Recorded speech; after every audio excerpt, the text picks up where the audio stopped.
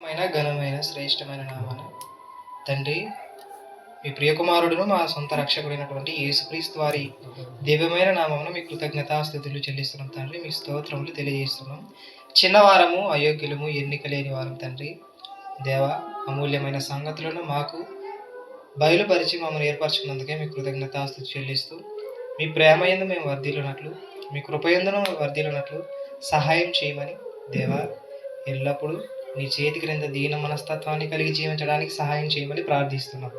దయాళుడా, ప్రేమ కలిగిన తండ్రి, మీ ప్రేమ యందు మేము ఎల్లప్పుడూ వర్ధిల్లుతూ తండ్రి, మీ యొక్క దివ్యమైన వాక్యాన్ని చేత పట్టుకుని లోకమందు జ్యోతుల వలె వెలగడానికి తండ్రి, సాతాన మాయలో పడిపోకుండా మమ్మల్ని మేము మీ వాక్యం చేత కాపాడుకుంటూ బ్రతకడానికి సహాయం చేయమని దేవా, మా జీవిత కాల దినములు ఎప్పుడో అంతం ఎప్పుడు మాకైతే తెలియదు, కానీ దేవా, ఉన్నంతకాలం మీ కృపలోను, మీ ప్రేమలోను, మీ వాక్య సంబంధులు సత్య సంబంధులుగా ఉండడానికి సహాయం చేయమని మమ్మల్ని మేము తగ్గించుకుంటూ మీ నామాన్ని హెచ్చిస్తూ యేసుక్రీస్తు నామమును బట్టి ప్రార్థన మనవులు అడిగి వేడుకొని పొంది ఉన్నాం మా పరమ తండ్రి.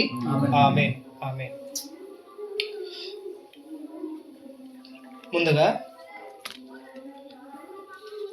తీతుకు పత్రిక మొదటి అధ్యాయం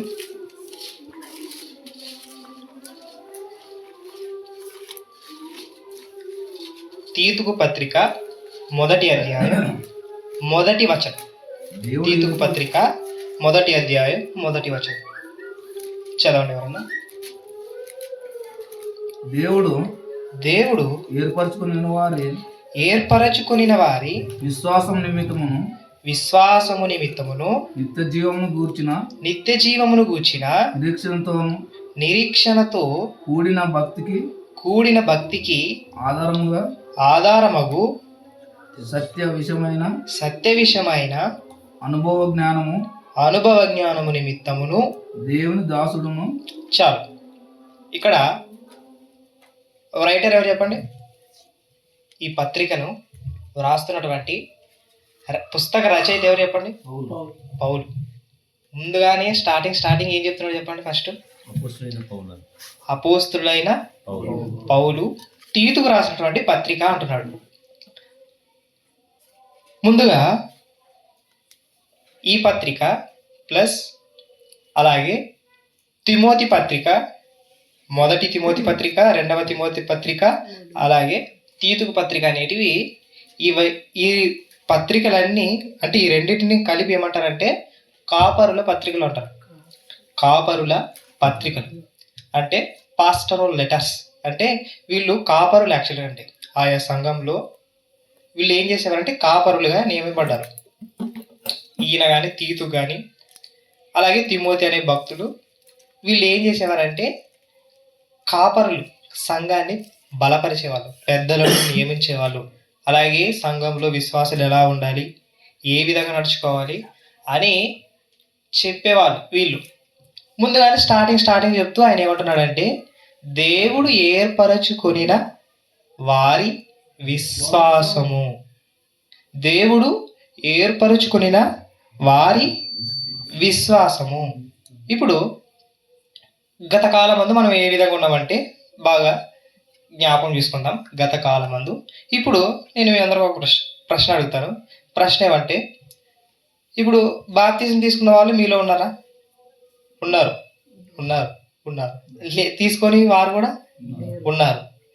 ఇప్పుడు నిజం చెప్పాలంటే బాప్తిజం తీసుకున్న వాళ్ళు మాత్రమే సంఘస్థులు, మిగతా వాళ్ళంతా బయటే. సంఘస్థులు కాదు, దేవుని లెక్కలో అంగీకరింపబడరు. ఇది పచ్చి నిజం, బైబిల్ చెప్తున్నటువంటి సత్యం. బాప్తిజం తీసుకున్న వాళ్ళనే సంఘం అంటారు, మిగతా వాళ్ళందరూ యాక్చువల్గా అంటే సంఘం కింద లెక్క కట్టకూడదు. యాక్చువల్గా అంటే దేవుడు వారిని తీసుకోడు అని చెప్పున్నాం. మీరు నా నామమున బాప్తిజమే తీసుకోలేదు, ఫస్ట్ నన్ను అంగీకరించనే లేదు, మీరు నా సంఘస్థులు ఎలా అవుతారు అని యేసుప్రభు సూటికి క్వశ్చన్ వేస్తాడు అనమాట. సూటి క్వశ్చన్ ఇచ్చినప్పుడు మనం సూటిగా తలదించుకోవాలి అప్పుడు, అంతే కదా. ఇప్పుడు సంఘస్థులైనటువంటి మనము ఎవరు? బాప్తిజం తీసుకొని సంఘములోకి వచ్చి బల్లలు చేస్తుంటే ఇప్పుడు వీళ్ళు గత కాలం అంటే మన పాత పూర్వ దశ గుర్తుందా? ఎట్టున్నామంటే ఒకసారి తిమోతి పత్రిక తీవండి. తిమోతి పత్రిక మొదటి జస్ట్ వెయిట్.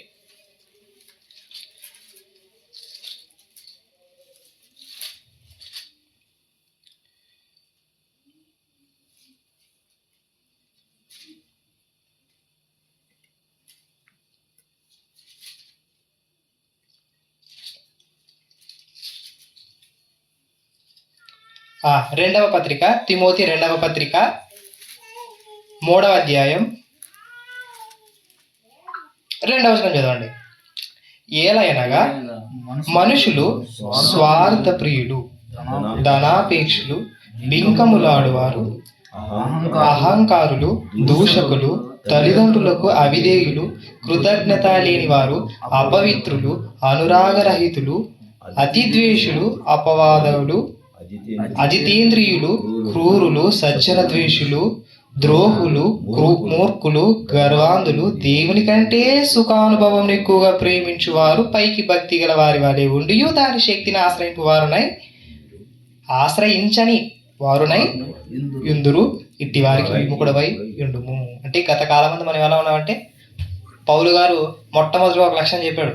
ఏమంటే భూమి మీద ఉన్నటువంటి సమస్త మనుషులందరూ ఎలాంటంట స్వార్థ ప్రియులు. అంటే మనుషులందరిలో ఏమి కూరుకుపోయిందంటే స్వార్థం. ఆ ప్రతి ఒక్కరిలో ఉంటే స్వార్థం. నీ నా మన అనే తేడా లేకుండా ప్రతి వాని హృదయాంతరంగంలో ఏముందంటే స్వార్థంతో నిండి ఉందంట.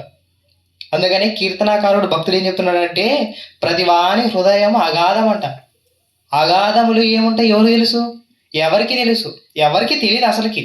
దేవునికి మాత్రం తప్పకుండా తెలుసు. ప్రతి ఆయన నేత్రము భూమి మీద ఉన్నటువంటి ప్రతి హృదయం యొక్క ఆలోచనలు అన్నింటినీ గ్రహిస్తుంటాడు. నా ఆలోచనలని, మీ ఆలోచనల్ని, అసలు మనం ఏం ఆలోచిస్తున్నాం, కరెక్టా రాంగా అనే మనకు వివేచన శక్తి దేవుడు ఇస్తూనే ఉంటాడు. ఇది తప్పు ఆలోచిస్తున్నావు, సరి చేసుకో, ఇది బాగలేదు అని నిరంతరం ఎవరికి తన కుమారులైన వాళ్ళందరికీ అనుగ్రహిస్తుంటాడు. ప్రతి క్షణం చెప్తూనే ఉంటాడు. అంటే మనుషులైన వాళ్ళు మునుపు అందరు ఎలా ఉన్నారంటే స్వార్థ ప్రియులుగా, ధనాపేక్షులు గాను, బింకములు ఆడేవారు గాను ఇలా ఉన్నాం. ఒకప్పుడు ఇలా ఉన్నామా లేదా? ఉన్నాం. అలాగే గలతీ పత్రిక 5వ అధ్యాయం 19 చూడండి. గలతీ పత్రిక 5వ అధ్యాయము 19 వచనం చూసినట్లయితే, శరీర కార్యములు స్పష్టమై ఉన్నవి. అవేవనగా జారత్వము, అపవిత్రత, కాముకత్వము, విగ్రహారాధన, అవిచారము, ద్వేషములు, కలహము, మత్సరములు, క్రోధములు, కక్షలు, భేదములు, విమతములు, అసూయలు, మత్తతలు, అల్లరితో కూడిన ఆటపాటలు మొదలైనవి. ఇలాంటివి ఎన్నో ఒకప్పుడు బాప్తిస్మం తీసుకోకముందు మన శరీరములోను మన హృదయములలోను నాటబడి ఉన్నవి. ఏం చేయబడి ఉన్నవి? నాటబడి ఉన్నవి. ఇప్పుడు మనం బాప్తిజం తీసుకున్నాం, సంఘంలో ఉన్నామంటే వీటన్నిటి నుంచి మనం దూరముగా పారిపోవలసిన వారమై ఉన్నాం. ఒకవేళ సంఘములో ఉంటూ కూడా ఇలాంటి కార్యములు కానీ మనలో కనబడితే మనము నిజంగానే యేసుక్రీస్తుని మరలా సిలువేసినట్టు. అదే చెప్తాడు భక్తుడు, నిజంగానే సిలువేసినట్టు మరలా దేవుని మీరు రహస్యముగా కాకుండా బట్ట బయలు అవమానపరుస్తున్నారు మీరు దేవుణ్ణి అని తన భక్తుని ద్వారా సెలవేశాడు. అంటే అవి మనలో కనబడకూడదు, పాతవి.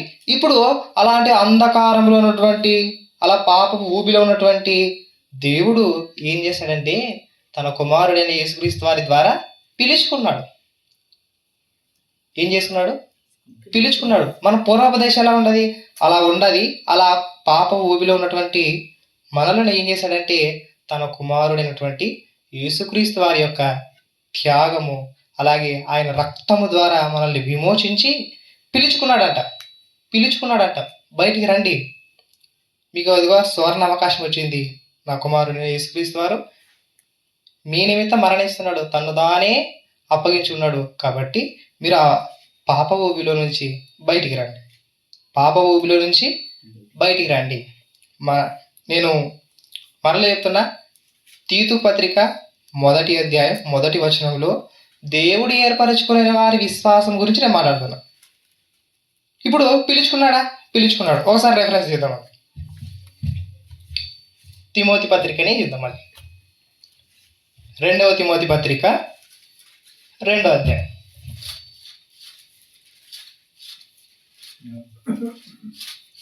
2వ అధ్యాయం 2వ తిమోతి పత్రిక 2వ అధ్యాయం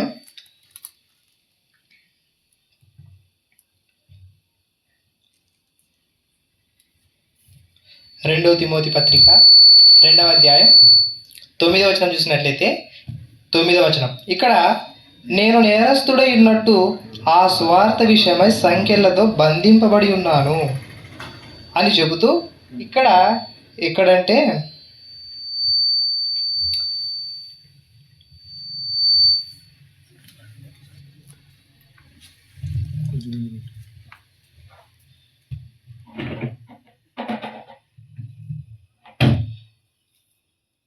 తిమోతి పత్రిక 2వ అధ్యాయం, క్షమించండి, 2వ పత్రిక 1వ అధ్యాయం 9వ వచనం.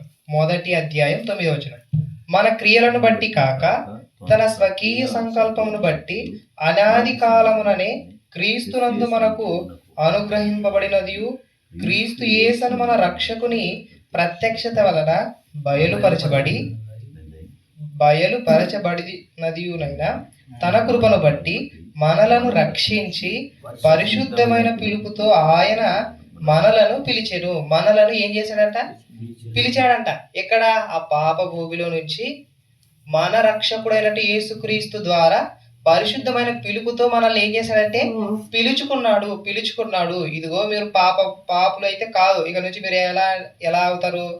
క్రీస్తునందు పరిశుద్ధులుగా, నీతిమంతులుగా, క్రీస్తు యేసు రక్తమునందలి విశ్వాసము ద్వారైనా నీతిమంతులుగా మీరు తీర్చబడతారు. మరలా కడపటి స్థితి ఉండదు మీకు, ఆ పాపం అనేది మీకు ఉండదు. ఇదిగో సంపూర్ణముగా మనం ఒకవేళ కింద పడితే సబ్బు పెట్టి ఏ విధంగా అయితే మనం మరకంతా కడిగేసుకుంటామో అలాగే క్రీస్తు రక్తముతో మన మీద ప్రోక్షింపబడి మన పాప తలంపులు, ఆలోచనలు అన్నీ కడిగివేయబడి ఇదిగో మీరు నూతనముగా జీవించండి, పరిశుద్ధముగా జీవించండి అని చెప్పాడు. ఎలా పిలుచుకున్నాడు చెప్పండి? ఫస్ట్ మళ్ళీ చెప్తున్నా, ఎలా పిలుచుకున్నాడు మనల్ని? అక్కడ చదవండి ఒకసారి, మళ్ళీ 9వ వచనంలో చూస్తే 10, మనలను రక్షించి పరిశుద్ధమైన పిలుపుతో పిలిచాడంట. అక్కడ ఉంది చూడండి 10వ వచనంలో, మనలను రక్షించి పరిశుద్ధమైన పిలుపుతో మనలను పిలిచాడంట. పరిశుద్ధమైన పిలుపుతో పిలిచాడంట. అందుకనే ఇప్పుడు కూడా సర్వ సమాజంలోన పిలుపు ప్రకటింపబడుతుంది, క్రీస్తును గూర్చిన సువార్త ప్రకటింపబడుతుంది. ఇప్పుడు దేవుడు ప్రత్యక్షంగా ఏం చెప్తున్నాడు తెలుసా? ఇదిగో అంధకారంలో ఉన్నవారు, పాపములో ఉన్నవారు, ఇది అపరాధముల చేత చచ్చిపడి ఉన్న మీరు, ఇదిగో క్రీస్తు అనే సువార్త ద్వారా పిలుస్తున్నాడు అందరినీ. ఏమని? ఇక రండి. ఎందుకు పిలుస్తున్నాడు? అసలు ఎందుకు పిలిచాడు అని ఆలోచిస్తే, ఒక్కసారి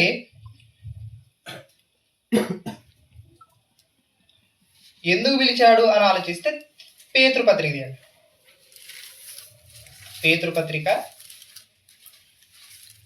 మొదటి పేతురుపత్రిక 2వ అధ్యాయం 9వ వచనం,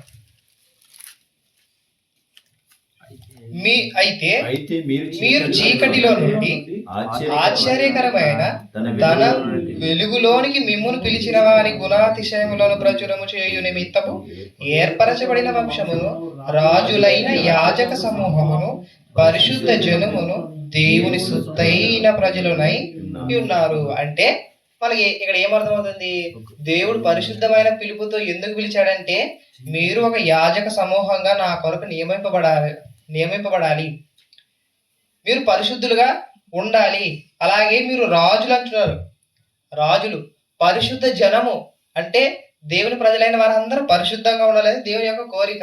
అందుకనే పేతురు పత్రిక ఈ పత్రికలను చెప్తాడు 14వ వచనంలో, నేను పరిశుద్ధుడైన ప్రకారం మీరును సమస్త ప్రవర్తన యందు ఏమై ఉండాలంట? పరిశుద్ధత కలిగి జీవించాలనేది దేవుడు యొక్క ప్రణాళిక. ఇప్పుడు పాపములో ఉన్నాం, పిలుచుకున్నాడు. ఎలా ఉండమంటున్నాడు ఇప్పుడు చెప్పండి? పాపములో ఉన్నాం, క్రీస్తు ద్వారా సువార్త ద్వారా పిలుచుకున్నాడు. ఇప్పుడు ఎలా ఉండమంటున్నాడు? పరిశుద్ధంగా ఉండమంటున్నాడు. పరిశుద్ధతే ఆయనకు అనుకూలమంట. పరిశుద్ధతయే ఆయనకు అనుకూలమంట. అందుకని ఇదే కొరింథీ పత్రిక చూడండి. పౌలు రాసినటువంటి కొరింథీ పత్రికలో 1వ అధ్యాయం 30వ వచనం చూడండి ఒకసారి. అతిశయించువాడు ప్రభునందు 31 అతిశయించువాడు ప్రభునందు అతిశయింపవలెను అని వ్రాయబడినది నెరవేరునట్లు దేవుని మూలముగా ఆయన మనకు, ఆయన అంటే దేవుని మూలముగా, ఆయన అంటే యేసుక్రీస్తు మనకు జ్ఞానమును నీతియు పరిశుద్ధతయు విమోచనమాయను. అంటే యేసుక్రీస్తు వారి యొక్క సువాసన మనకు పరిశుద్ధతనిచ్చింది. యేసుక్రీస్తు వారి యొక్క త్యాగం, శ్రమ మనకి ఏమొచ్చిందంటే పరిశుద్ధత అనేది వచ్చింది. ఇప్పుడు దేవుడు పిలుచుకున్నాడు. ఎక్కడి నుంచి చెప్పండి? ఎక్కడి నుంచి చెప్పండి? ఎక్కడి నుంచి? చీకటిలో నుంచి. చీకటి అంటే ఏం చెప్పండి? పాపం. పాపం అంటే రకరకాలు ఇప్పుడు చూపిస్తాయి. శరీరాశ, నేత్రాశ, జీవపడాంబం, తర్వాత శరీర కాలంలో స్పష్టమైనవి. అవి ఏవేమంటే జారత్వం, అసూయ, మత్తతలు, ఇవన్నీ ఎన్నో 19 పైన దింటికి బైబిల్లో లెక్కలేనన్ని లక్షణాలు. అల్లరితో కూడిన పాటలు అంటే దాంట్లో ఒక 100 వస్తాయి మళ్ళీ అన్ని కలుపుకుంటే. వీటన్నిలో ఇవన్నీ ఏంటంటే చీకటితో సంబంధం కలిగినవి. చీకటి అంటే పాపము, పాపముతో కూడుకున్నవి. వీటి నుంచి మనల్ని పిలుచుకున్నాడే దేనికి? పరిశుద్ధులుగా ఉండడానికి, పరిశుద్ధ జనముగా ఉండడానికి. మిమ్మల్ని అందరూ ఎందుకు పిలుచుకున్నాడు చెప్పండి? ఇప్పుడు ఇప్పుడు ఇప్పుడు మనల్ని ఎందుకు పిలుచుకున్నాడు? మీరు డౌట్ పడితే వృధా అవుతుంది. ఇప్పుడు మనల్ని ఎందుకు పిలుచుకున్నాడు చెప్పండి? డౌట్ లేదు. ఇలా మనము పరిశుద్ధంగా ఉండడానికే మనల్ని పిలుచుకున్నాడు. కానీ లోకంలో పోయి తాగుతాను, తందనాలు ఆడతాను అంటే వృధా. వీటికి వచ్చి కూడా వృధా. అంటే లోకంలో ఉన్నటువంటి భక్తులందరినీ ఎందుకు పిలుచుకున్నాడు చెప్పండి? మీరు చెప్పండి. ఇప్పుడు పరిశుద్ధులుగా ఉండాలి, మీరు పరిశుద్ధత కలిగి జీవించాలనేది ఆయన యొక్క చిత్తం. అందుకనే తెస్సలోని పత్రిక తీయండి ఒకసారి. తెస్సలోని పత్రిక, మొదటి తెస్సలోని పత్రిక 4వ అధ్యాయం 3వ వచనం. 4వ అధ్యాయం 3వ వచనం. మీరు పరిశుద్ధులగుటయే అనగా మీరు జారత్వమునకు దూరముగా ఉండుటయే దేవుని చిత్తం. అంటే మీరు పరిశుద్ధులాగుటయే దేవుని చిత్తం. కానీ మీరు అపవిత్రులుగాను, అలాగే పాపులుగాను, అపరాధులుగాను, దొంగతనం చేసేవారు గాను, దోచుకునేవారు గాను, అల్లరి చేసేవారు గాను, వ్యర్థమైన భాష మాట్లాడేవారు గాను ఉండకూడదు. మిమ్మల్ని అందుకు పిలుచుకోవాలి. నేను ఎందుకు పిలుచుకున్నాను చెప్పండి? పరిశుద్ధులుగా ఉండడానికి పిలుచుకున్నాం. మీ మాట ఉప్పు వేసినట్టు ఉండాలంట. మన మాట ఎట్టుంటుంది చెప్పండి? ఇప్పుడు ఎట్టెట్టే ఉంటది కదా. అసలు ఉప్పు వేసినట్టు ఉండదు. ఉప్పు వేసినట్టు ఉండదు. ఎదుటి వ్యక్తి మనం మాట్లాడితే అది సమాధానంగా ఉండాలి. ఆ వ్యక్తి హృదయము చల్లారే విధంగా ఉండాలి. మన మాటలు ఎట్లుంటాయి? ఒక్క మాట చాలు, కొట్లాట అవుతాయి. ఒకే మాట ఈ గేర్ మొత్తం కొట్లాడినట్టు అవుతుంది. అంటే మనము పాత వాళ్ళం కాదు, ఇప్పుడు క్రీస్తునందు కొత్త వాళ్ళం. ఇప్పుడు నూతన పరచబడిన వాళ్ళు ఎలా ఉండాలంటే పరిశుద్ధంగానే ఉండాలి. ఎన్ని శ్రమలు ఇచ్చినా కూడా పరిశుద్ధులుగానే ఉండాలి. ఇలా పరిశుద్ధంగా ఉన్న వాళ్ళే దేవుడు అంగీకరిస్తాడంట. ఇలా పరిశుద్ధంగా జీవించే వాళ్ళే దేవుని యొక్క రాజ్యంలో నిత్య నివాసులుగా బ్రతుకుతారు. ఇలా బ్రతకని వాళ్ళు ఏమవుతారు చెప్పండి? వెళ్ళిపోతారు. ఇప్పుడు నేను ఒక పాయింట్ చెప్పిన, అపరాధంలో ఉన్నాం, పాపములో ఉన్నాం, చీకటిలో ఉన్నాం, ఇదిగో నరకానికి వెళ్ళిపోతున్నాం. ఇప్పుడు పిలుచుకున్నాడు. ఎందుకు పిలుచుకున్నాడు మళ్ళీ చెప్పండి? చీకటిలో నుంచి మళ్ళీ పిలుచుకున్నాడు. మీరు చెప్తే వింటున్నారు అర్థం, చెప్పకపోతే అందుకని చెప్పండి అంటారు. అందుకని అడుగుతున్నాను నేను. చీకటిలో ఉన్నాం, ఎందుకు పిలిచాడు చెప్పండి మళ్ళీ? పరిశుద్ధంగా ఉండడానికి మాత్రం పిలుచుకున్నాడు. వేరే దానికి ఉండడానికి పిలుచుకున్నాడా? లేదు, లేదే కాకలేదు, అస్సలు లేదు. మీరు పరిశుద్ధులుగా ఉండుటయే ఏమంట? దేవుని చిత్తం అంట, ఆయన ఇష్టం అంట. ఇప్పుడు మీరు కూడా ఎందుకు వచ్చారు? ఇప్పుడు మీరు క్వశ్చన్ బాగుంది ఇద్దరికి. పరిశుద్ధంగా ఉండాలని వచ్చాం. పరిశుద్ధంగా ఉండాలి. ఇదిగో ఇక్కడ దేవుని వాక్యం ప్రకటిస్తారంట. ఇప్పుడు ఈ వాక్యం ద్వారా నేను నేర్చుకొని నన్ను నేను ఆత్మీయంగా బలపరచుకోవాలి. ప్రార్థన విషయంలోను, భక్తి విషయంలోను దేవునికి నాకు ఉన్నటువంటి సత్సంబంధాన్ని పెంపొందించుకోవాలి. ఇదిగో ఆత్మీయులు వచ్చారు, ఆత్మీయులతో సహవాసం కలిగి ఉండాలి. ఈ సహవాసం వల్ల నేను వాక్యపు జ్ఞానాన్ని నేర్చుకుంటాను, అలాగే ఈ వాక్యాన్ని ఇతరులకు ప్రకటిస్తాను అని మంచి ఆలోచనతోను. అలాగే నేను పరలోకానికి వెళ్ళాలి. పరలోకానికి వెళ్ళాలంటే పరలోక సంబంధమైనటువంటి దివ్య జ్ఞానాన్ని నేను నేర్చుకోవాలి అనే ఆశతోనూ ఆసక్తితోనూ దేవుని మందిరానికి వచ్చారు. ఊరకనే వచ్చినారు ఎవరన్నా? ఇప్పుడు ఊరకనే వచ్చారా? ఊరకనే వస్తే వృధా.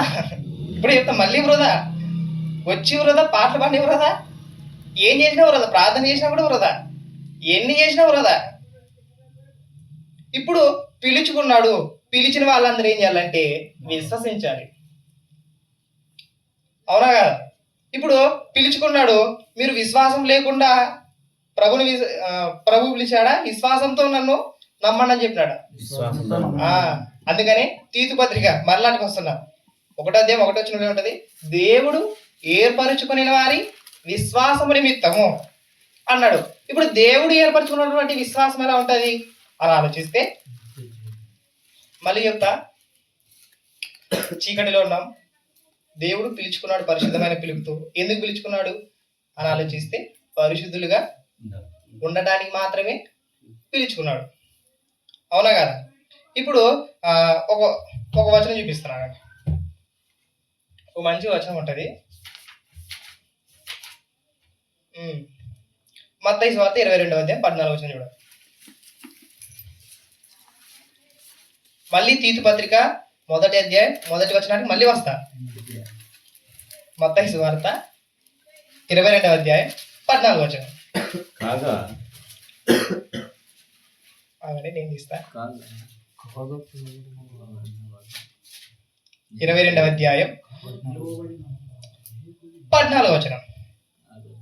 కాగా పిలువబడిన వారు అనేకులు, ఏర్పరచబడిన వారు ఎందరంట? కొందరే. పిలువబడిన వారు ఎందరు? అనేకులు. ఇప్పుడు యేసుక్రీస్తు వారు ఇప్పుడు మిమ్మల్ని మాత్రం పిలుచుకున్నారా? ఎంతమంది పిలిచింటాడు చెప్పండి? అనేకులు పిలుచుకున్నాడు. ఎంతమంది అంటే లోకంలో ఉన్నటువంటి వారందరినీ క్రీస్తు సువార్త అనే పిలుపుతో పిలిచాడు. ఎంతో మందిని పిలుస్తూనే ఉన్నాడు. కానీ ఏర్పరచబడిన వారు ఎంతమంది చెప్పండి? కొందరే. ఇంతమందిని పిలిస్తే ఏర్పరచబడిన వారు కొందరే. ఇప్పుడు ఆ కొందరిలో నువ్వు ఉన్నావా, నేనున్నానా చెప్పండి? ఆ కొందరిలో నువ్వు ఉన్నావా, నేనున్నానా అని మనకు మనం ఆలోచించుకోవాలి. పిలువబడ్డామా లేదా? పిలిచాడా లేదు? దేవుడు పిలిచాడు, విశ్వాసంతోనే పిలిచాడు. మీరు నన్ను నమ్మండి, ఇదిగో నిత్య జీవనం తప్పకుండా ఇస్తానన్నాడు. అద్భుతమైన వచనం ఏమిటి తెలుసా?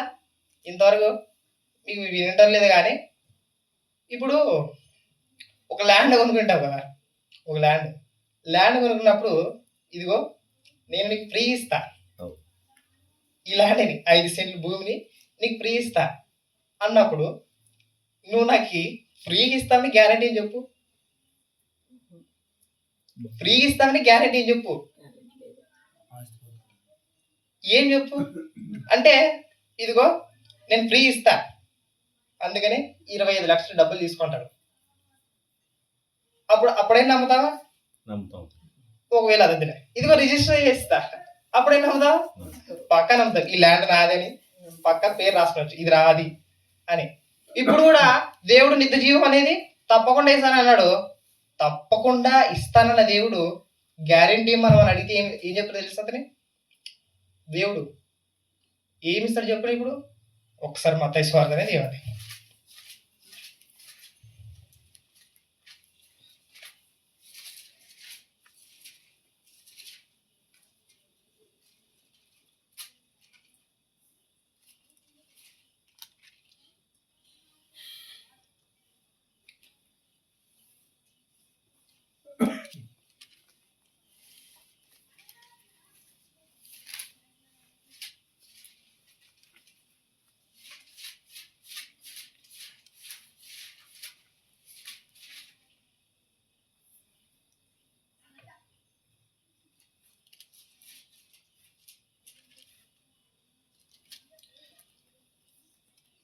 ఆ వచనం నాకు పర్ఫెక్ట్ తెలియదు కానీ మళ్ళీ చెప్తాను. ఏమిస్తాడంటే పరిశుద్ధాత్మని ఒక వరంగా ఇస్తున్నాడు. యాక్చువల్గా అంటే ఏమనుంటుందంటే వాక్యం, ఎవరంటే తర్వాత తీయండి. ఇదిగో నిశ్చయముగా మీకు పరిశుద్ధాత్మను ఇచ్చును కదా అని చెప్తాడు. అంటే పరిశుద్ధాత్మని ఒక వరంగా ఇస్తున్నాడు. యాక్చువల్గా అంటే ఇప్పుడు 75% మనకు 100% మీకు పర్ఫెక్ట్ 100% మీకు పరలోకాన్ని ఇస్తాను అన్నప్పుడు నువ్వు ఇస్తావని గ్యారెంటీ అని మన లాంటోడు అడిగితే, ఇదిగో పరిశుద్ధాత్మనే నా కుమారుడిని మీ వద్దకు పంపుతున్నాను, ఇంతకంటే గ్యారెంటీ ఏమి? ఇదిగో మీరు పాపంలో పడిపోకుండా మీకు పరిశుద్ధాత్ముడు తోడుగా నీడగా ఆదరణకర్తగా ఉంటాడు. ఇంతకంటే ఎక్కువ చేసేవాళ్ళు ఎవరుంటారు చెప్పండి?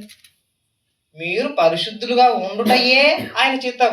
అంటే ఎంత చేశాడంటే దేవుడు కుమారుని పంపించాడు, శిలువలో మరణించాడు, తిరిగి లేపాడు. మళ్ళా ఇదిగో ఆయన యందు విశ్వాసం ఉంచిన వారందరూ నీతిమంతులుగా తీర్చబడుతున్నారు. నీతిమంతులుగా తీర్చబడిన వారందరికీ నిత్య జీవం ఇస్తానన్నాడు. నిత్య జీవం పొందే లోపు మీరు పాపంలో పడిపోకూడదని ఇదిగో పరిశుద్ధాత్మనే ఆదరణకర్తను కూడా మీలోకి పంపిస్తున్నాడు. ఇన్ని చేసినా కూడా నిత్య జీవం నాకు వస్తుందా రాదా అనే డౌట్లో ఉంటే మనం వృధా. తప్పకుండా ఇస్తాడు దేవుడు, తప్పకుండా ఇస్తాడు. ఇప్పుడు మనం విశ్వసించాం ఏమని? దేవుడు ఏర్పరచుకున్నాడు. దేవుడు ఏర్పరచుకున్నటువంటి వాళ్ళు ఉన్నారు కదా, వారి విశ్వాసం ఇలా ఉంటది. ఇప్పుడు పిలువబడిన వారు ఉంటారు చూడు, పిలువబడిన వారందరూ ఏర్పరచబడిన వాళ్ళైతే కాదు. ఇప్పుడు చాలా మంది పిలువబడ్డారు. ఎలా పిలువబడ్డారు చెప్పండి? నిత్య జీవం కోసం పిలువబడ్డారు వాళ్ళు. ఇదిగో నేను నిత్య జీవం తప్పకుండా ఇస్తానని దేవుడు వాగ్దానం చేశాడా లేదా? దానికోసం పిలువబడ్డారా? కాదు. దేనికోసం చెప్పండి? ఒకసారి చెప్పండి. ఇదిగో మీకు రోగం లేదా? రోగం వచ్చిందా? దేవుని మందిరానికి రండి, మీకు బాగైతే. మీకు అప్పుల సమస్యలు ఉందా? దేవుని మందిరానికి రండి, మీకేమొస్తుంది? అప్పుడు తీరిపోతే అప్పులు తీరిపోతాయి. మీకు ఏమైనా కుటుంబ సమస్యలు ఉన్నాయా? దేవుని మందిరానికి రండి, అప్పుడు అవన్నీ తీరిపోతాయి. అనే వాళ్ళే ఉన్నారు కానీ ఇదిగో మీకు నిత్య జీవం తప్పకుండా వస్తుంది, క్రీస్తునందు విశ్వాసం ఉంచండి, క్రీస్తునందు విశ్వాసం ఉంచడం వలన మనకు నిత్య జీవం అనేది తప్పకుండా వస్తుంది. ఇప్పుడు వినండి, ఇప్పుడు ఆ మాట చెప్పి ఏ మాట? ఇదిగో అప్పులు తీరుతాయి, సమస్యలు తీరుతాయి, ఏవో సమస్యలు ఉంటాయి, మనకి అన్ని సమస్యలు ఉంటాయి. ఆ సమస్యలన్నీ తీరిపోతాయి మీరు ప్రభుని నమ్ముకోండి అంటే, మీరు ప్రభుని విశ్వసించండి అంటే. ఇప్పుడు ఒకవేళ ఆ సమస్య కానీ, ఆ అప్పులు కానీ, ఏదైనా కానీ, రోగం కానీ తీరిపోయిందంటే దాని అర్థం ఏం చెప్పండి? విశ్వాసానికి అంతం వచ్చినట్టు. ఇప్పుడు నేను ఏమని విశ్వసించాను? లోపలికి వస్తున్నాడు ఒక అన్యుడు, ఏమని విశ్వసించాడంటే, ఇదిగో నేను ప్రభుని నమ్ముకుంటే నాకున్నటువంటి అప్పంతా తీరిపోదు. నమ్ముకున్నాం, కరెక్టే. ఇప్పుడు అప్పంతా తీరిపోయింది, ఇప్పుడు లోకంలోకి వెళ్ళిపోదా? తీరిపోయింది. ఇప్పుడు అప్పు తీరిపోయినాడు జలసాగా తిరగడానికి అవకాశం ఉందా లేదు చెప్పండి? తప్పకుండా అదే. అంటే ఇప్పుడు వారి యొక్క విశ్వాసం ఎలాంటిది అంటే, కేవలం కొంత మట్టుకు నిలిచేది. కానీ దేవుడు ఏర్పరచుకున్న వారి విశ్వాసం అలాంటిది కాదు. ఇప్పుడు మీరు దేవుడు ఏర్పరచుకున్నటువంటి వారి యొక్క విశ్వాసం ఎలా ఉంటుంది అంటే, వారు ఎన్ని శ్రమలు వచ్చినా, బాధలు వచ్చినా విశ్వాసాన్ని వదిలిపెట్టని వారు. ఇప్పుడు చాలా మంది క్రైస్తవులైన వారందరూ ఎలా ఉన్నారంటే, పిలుచుకున్నాడు దేవుడు, ఎందుకు పిలుచుకున్నాడు అనేది మరిచిపోయారు. అసలు నిన్ను నన్ను పిలుచుకున్నాడు, ఇంతవరకు చూసినాం, ఎందుకు పిలుచుకున్నాడు అని అడిగితే చెప్పలేరు. పరిశుద్ధంగా ఉండడానికి మనల్ని పిలుచుకున్నాడు, నీతిగా బ్రతకడానికి పిలుచుకున్నాడు. కానీ చాలా మంది పిలువబడినా కూడా ఆ పిలుపును మర్చిపోయారు అనమాట. పరిశుద్ధమైన పిలుపుతో నేను మిమ్మల్ని పిలిచి తిని అన్నాడు. ఆ పరిశుద్ధమైనటువంటి పిలుపును మర్చిపోయారు. ఇప్పుడు దేవుడు ఏర్పరచుకున్నటువంటి వారి యొక్క విశ్వాసం ఎలా ఉంటుందంటే, అపోస్తలుడైనటువంటి పౌలు గారి వల్లే ఉంటాయి. ఎన్ని శ్రమలు వచ్చాయి చెప్పండి? ఎన్నో శ్రమలు వచ్చాయి. విశ్వాసాన్ని వదిలిపెట్టాడా? వదిలిపెట్టలే. ఇప్పుడు సమాజంలో ఉన్నటువంటి క్రైస్తవులు అందరిని ఆలోచించండి. ఇప్పుడు వారు విశ్వసించుంటారు, బాధ రాగానే ఏమవుతుంది? శ్రమ వచ్చింది అనుకసి ప్రభుని విడిచిపెట్టే వాళ్ళు చాలా మంది ఉన్నారు, ఒకరు కాదు, ఇద్దరు కాదు. అందుకనే ఈ కష్టం వచ్చింది, మాకు ఈ కుటుంబ సమస్యలు వచ్చినాయి, మా పిల్లవానికి ఏమొచ్చింది? రోగం వచ్చింది, దీన్ని తగ్గియాలంటే దేవుణ్ణి అడగల్లా, దేవుణ్ణి వేడుకోవాలా అనే విశ్వాసం లేదు. కానీ ఎక్కడికి వెళ్తారంటే తాయెత్తకట్టడానికి ఆటికి వెళ్తారు మళ్ళీ. అవునా కదా? చాలా మంది ఇది చేసే తప్పు. అప్పుడు వీళ్ళందరూ ఇదే చేసేది. ఎలా భయంకరమైందంటే అది ఒకసారి బాగా ఆలోచించండి. ఇప్పుడు దేవుడు తల్లి గర్భంలో నుంచి నన్ను రూపించింది ఆయనే, నన్ను పోషించింది ఆయనే, ఇదిగో గర్భఫలం ఇచ్చేది ఎవరు? దేవుడే అని క్రైస్తవులు అందరూ అంటారు. అంటారా? తప్పకుండా అంటారు, ఆయనే ఇచ్చేది. ఇప్పుడు చిన్న జ్వరం రాగానే చెప్పండి, పిల్లవానికి ఏడుపు ఎక్కువ వచ్చింది అనుకోండి, ఏం చేస్తారు? తీసుకుపోతారు ఎట్టుకో, ఆసుపత్రి తీసుకోరు, ఫోన్ పెట్టుకున్నాడా ఈత తాయెత్త కట్టుకోవాలా అని అడిగెళ్తారు. ఇప్పుడు చెప్పండి, ఇప్పుడు దేవుని సన్న చేసినట్ట లేకుంటే దేవుడు ఏమాత్రం పనికి రాడవాడు అన్నట్టున్నట్టు అది. అంటే దేవుడు గర్భఫలం ఇచ్చేది ఆయనే, కానీ ఈ పోరు కానీ జ్వరం కానీ విడిపించడం శక్తివంతుడు కదా. కానీ అంటే వారి యొక్క విశ్వాసం అనేది ఎలా ఉండదంటే కొంత మట్టుకే ఉందన్నమాట. ఆ విశ్వాసం అనేది పనికిరాదు, ఆ విశ్వాసం అనేది అసలుకి పనికిరాదు. అంటే విశ్వాసం, దేవుడు ఏర్పరచుకున్న వారి విశ్వాసం ఎలా ఉండాలంటే అది శ్రమ అయినను, కష్టమైనను, ఇబ్బంది అయినను, ఏది ఏమైనానో వారి యొక్క విశ్వాసం బలంగా ఉండాలి. ఆ శ్రమలలో కూడా దేవుని మహిమపరిచే విధంగా ఉండాలి. అందుకని నేను అలాంటి వారి నిమిత్తమే అపోస్తలుడుగా నియమింపబడ్డానని చెప్తాడు. మళ్ళీ తీయండి తీతు పత్రిక.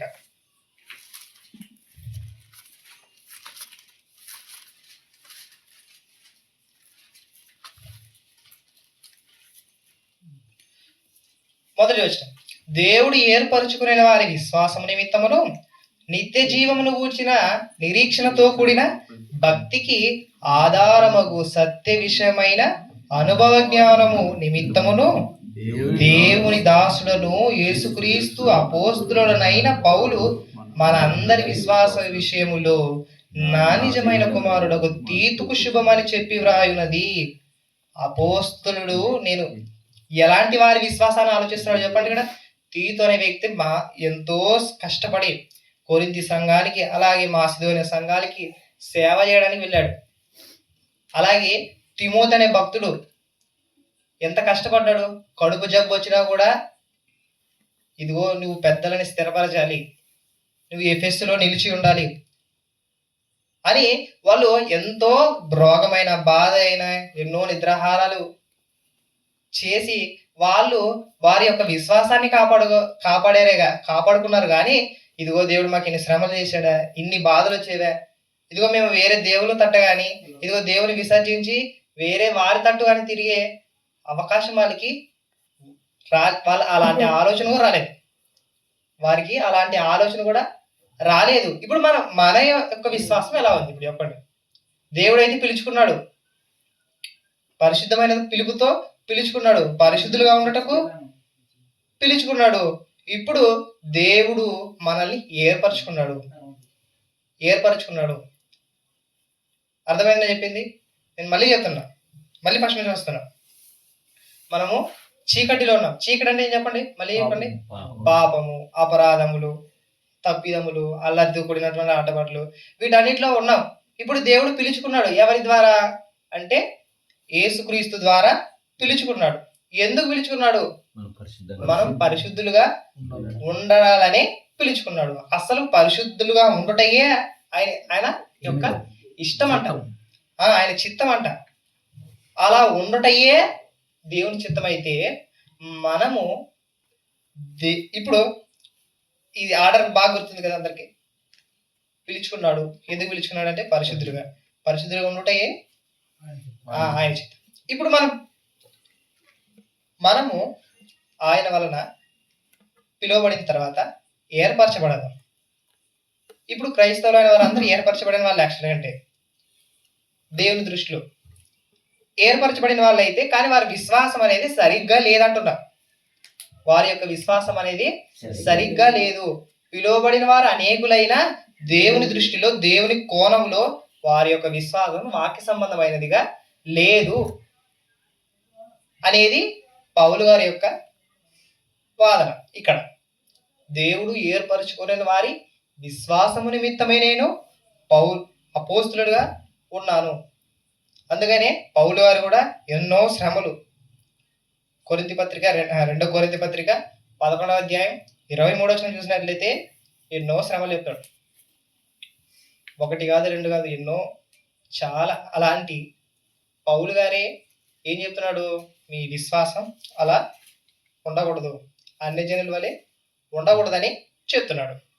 ఇప్పుడు సమాజంలో ఉన్నటువంటి వారందరూ ఆలోచిస్తే వారు ఒక విశ్వసించారు కానీ ఆ క్రియల వలన తమ్మును తాము ఎరగమన్నట్టున్నారట. ఇప్పుడు ఇదే పత్రిక 16వ వచనం చూడండి. 1వ అధ్యాయం 16వ వచనం.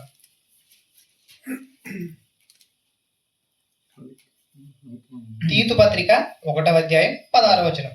దేవుని ఎరుగుదమని వారు చెప్పుకొందురు గాని అసహ్యులను అవిధేయులను ప్రతి సత్కార్యం విషయము భ్రష్టులై ఉండి తమ క్రియల వలన ఆయనను ఎరుగమన్నట్టున్నారంట. అంటే ప్రతి సత్కార్యం విషయమై భ్రష్టులనై ఉన్నారంటే విశ్వాసం లేని వారుగా ఉన్నారంట. ఇదిగో నేను ప్రభు నమ్ముకున్నాను, బుధవారము యవనస్తుల గుడికి వచ్చి ఇక్కడ మందిరంలో దేవుని వాక్యం ప్రకటింపబడుతుంది, నేను రావాలి అనే సత్కార్యము అంటే సత్య విషయమైనటువంటి వాక్యమును వచ్చినటువంటి ఆసక్తి కలిగిన వాళ్ళు, దేవుడు ఏర్పరచుకున్న వాళ్ళు, పిలువబడిన వాళ్ళు కాదు. దేవుడు ఏర్పరచుకున్న వారి యొక్క విశ్వాసం ఎలా ఉంటుందంటే సత్కార్యముల విషయమే ఆసక్తి కలిగి ఉంటారు. సత్కార్యముల విషయం ఏమై ఉంటారంట? ఆసక్తి కలిగి ఉంటారు. అలా ఆసక్తి కలిగిన వాళ్ళకే దేవుడు ఏం చేస్తాడంటే బహుమానం అనేది ఇస్తాడు. ఎలాంటి బహుమానం అంటే వాక్య సంబంధమైనటువంటి జ్ఞానం ఇస్తాడు, తెలివిస్తాడు. దేవుడు ఆదరించే గుణము, ఈ మంచి మంచి ఫలాలను ఏం చేస్తాడంటే ప్రతి వాని హృదయంలో వృద్ధి పొందిస్తాడు అనమాట. అందరి పట్ల మంచి వైఖరి ఉంటుంది, సమాధానం ఉంటుంది. ఇలా దేవుడు ఏర్పరచుకున్నటువంటి వారందరి యొక్క విశ్వాసము ఆయన దృష్టికి అనుకూలముగా ఉంటేనే ఆయన అంగీకరిస్తాడు, కానీ ఆయన దృష్టికి విరోధమై ఉంటే ఆయన అంగీకరించడు. ఎన్ని శ్రమలు వచ్చినా, ఎన్ని బాధలు వచ్చినా ఆనాడు యేసుప్రభు వారు కూడా ఏం చేస్తారంటే ఎన్నో కష్టాలు, ఆయనకి తెలుసు కదా ఎన్ని కష్టాలు పడ్డాడు మన నిమిత్తం. శిలువలో ఎన్ని బాధలు, ఎన్ని దెబ్బలు. అయినను దేవుని వలన అంగీకరింపబడాలంటే ఎన్ని కష్టాలు పడ్డాడంటే పక్కన హెబ్రీ పత్రిక ఉంటది. హెబ్రీ పత్రికలోన 5వ అధ్యాయం 7వ వచనం చూద్దాం ఒకసారి.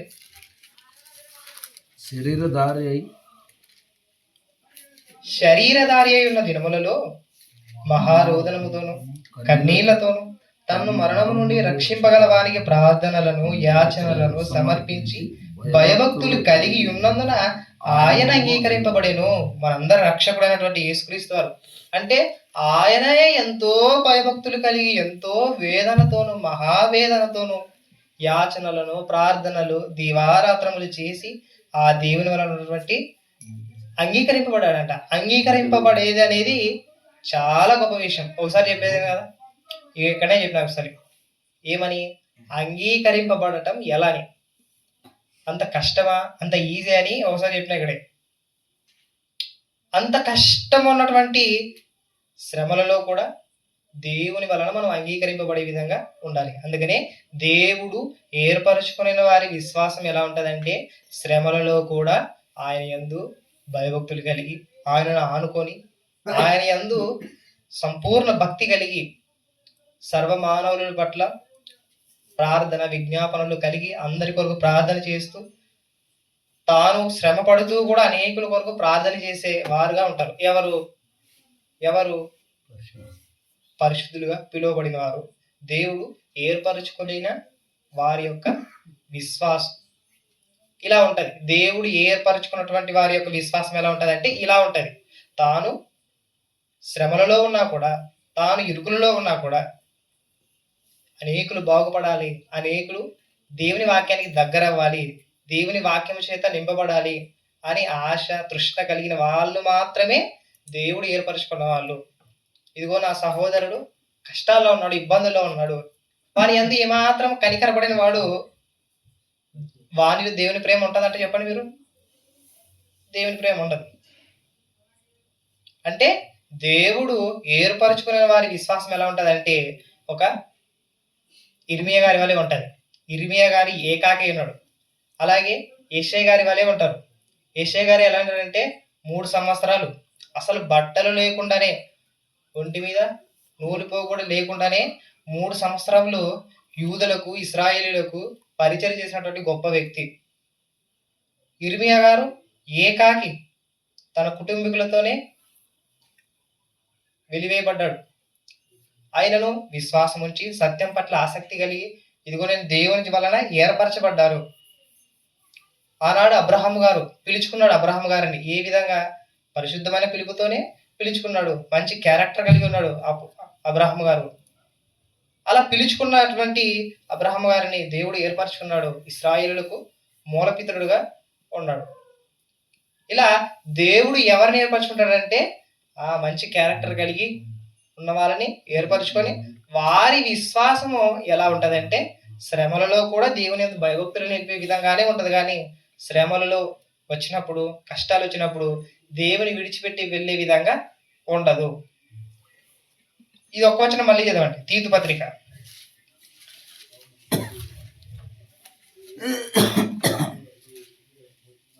1వ అధ్యాయం 16వ వచనం మళ్ళీ చదవండి.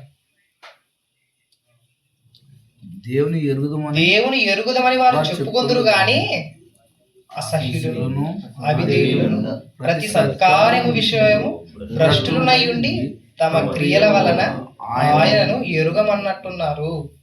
ఆయనను ఏమై ఉన్నారట? ఎరగమన్నట్టు ఉన్నారంట. అంటే అసహ్యులై ఉన్నారంట. దేవుని ఎరుగుదమని చెప్పుకుందరంట, కానీ అసహ్యులై ఉన్నారంట. ఇప్పుడు కూడా సమాజంలో చూస్తాం కదా, మేము దేవుని కలిగి ఉన్నాం, క్రైస్తవులు, మా దేవుడే గొప్ప అంటారు. వీళ్ళే ఎక్కడికి వెళ్ళిపోతుంటారు అనమాట. మా దేవుడు చేత కాని వాడు, మా దేవునికి ఏం చేత కాదన్నట్టు అన్ని విగ్రహారాధనకు సంబంధమైనటువంటి వాళ్ళన్నీ వీళ్ళే చేస్తుంటారు. వీళ్ళే ఫస్ట్ ఉంటారు. మళ్ళీ మనోళ్ళే ఫస్ట్ ఉంటారు. చాలా బాధపడతారు ఆ విషయాలు అయితే. అసలు గింత మినిమం నాలెడ్జ్ కూడా లేదు వీళ్ళకి. అసలు గింత కూడా జ్ఞానం లేదు. పెద్దలు అంటాం కానీ అసలు బుర్ర బుద్ధి ఏ మాత్రం లేదు. అసలు దేవుని పట్ల ఆసక్తి లేదు. దేవుడు అంటే ఎంత శక్తిమంతుడు, ఎంత గొప్పవాడు అనే ఆలోచన వైఖరి గింత కూడా లేదు మన వాళ్ళకైతే.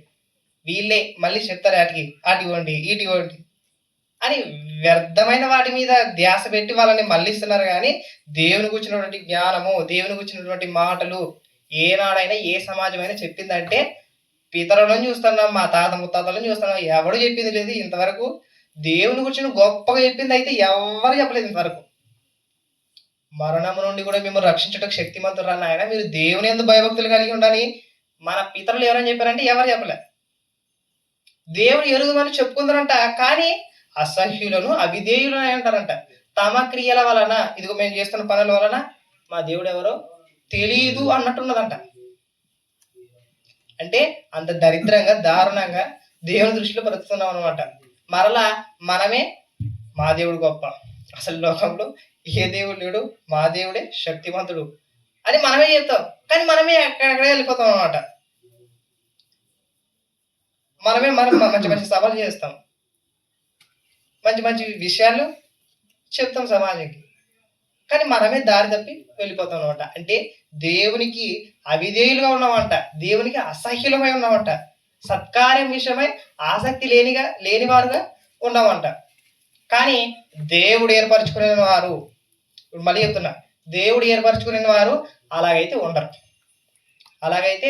ఉండరు. మరణం వరకు శ్రమ అయినా, కష్టమైన, ఇబ్బంది అయినా, రోగమైన, ఇరుకైన ఏదైనా నేను దేవుని కొరకు నిలబడతాను. నా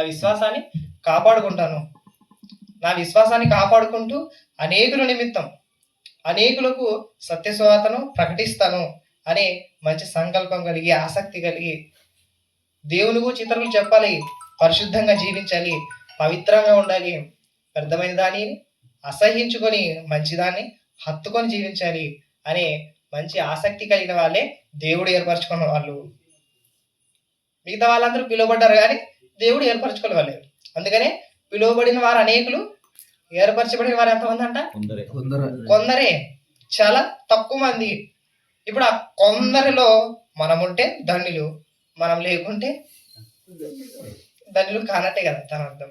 కాబట్టి మనం ధన్యులై ఉండే విధంగా దేవుడు మనల్ని పిలుచుకున్నాడు. పరిశుద్ధమైన పిలుపుతో పిలుచుకున్నాడంట. మళ్ళీ కాబట్టి ఆ పరిశుద్ధతను మనము కలిగి జీవిస్తేనే దేవుడు పిలుచుకున్నటువంటి పిలుపుకు అర్థం, లేకపోతే వ్యర్థం, మన బతికే వ్యర్థమవుతుంది. కాబట్టి మనం ఎలా ఉండాలంటే సంఘంలో చేరి బాప్తిసం తీసుకొని సంఘ సహవాసంలో వర్ధిల్లుతూ పరిశుద్ధత అనే దానిపై ఫోకస్ చేస్తూ దేవునిలో వర్ధిల్లాలి, దేవునికి దగ్గర అవ్వాలనేది దేవుని యొక్క కోరిక. అలా మనం దేవునికి, మనుషులకి, అందరికీ యథార్థంగా ప్రవర్తిస్తున్నట్లు. అందుకనే యేసుక్రీస్తు వారు కూడా చెప్తారు కదా, బాలుడుగా ఉన్నప్పుడు మనుషుల దయందును, చెప్పండి, పెద్దల దయందును, జ్ఞానమందును, దేవుని దయందును, మనుషుల దయందును, జ్ఞానమందును వర్ధిల్లుచున్నాడంట. ప్రతి విషయంలో వర్ధిల్లుచున్నాడంట. అలాగే మనం వాక్యం నేర్చుకున్నటువంటి విద్యార్థులం కాబట్టి ప్రతి విషయంలో వర్ధిల్లుతూ దేవునికి దగ్గర కావాలనేది దేవుని యొక్క కోరిక. కాబట్టి నేను ఏ అధ్యాయం మాట్లాడింది? తీతు పత్రిక 1వ అధ్యాయం 1వ వచనమే, దేవుడు ఏర్పరచుకొనిన వారి విశ్వాసం నిమిత్తమే నేను అపోస్తలుడుగా ఉన్నాను. దేవుడు ఏర్పరచుకుని వారి విశ్వాసం నిమిత్తమే నేను అపోస్తలుడుగా ఉన్నాడని పౌలు గారు చెప్తున్నాడు. కాబట్టి మనము ఎలాంటి విశ్వాసం కలిగి ఉన్నామో అనేది మనకు మనం ప్రశ్న చేసుకుంటూ మన ఆత్మీయ జీవితాలను దేవునికి దగ్గర చేసుకుంటూ దేవునికి దగ్గర అవుతూ దేవునిలో వర్ధిల్లాలనేది వాక్యం యొక్క భావం. కాబట్టి అలాంటి ధన్యత మనందరి జీవితాల్లో ఉండాలని మనస్ఫూర్తి కోరుకుంటూ చిన్న ప్రార్థన చేసుకొని ముగించుకుందామండి. అందరు కళ్ళ మూసుకుని ప్రార్థన.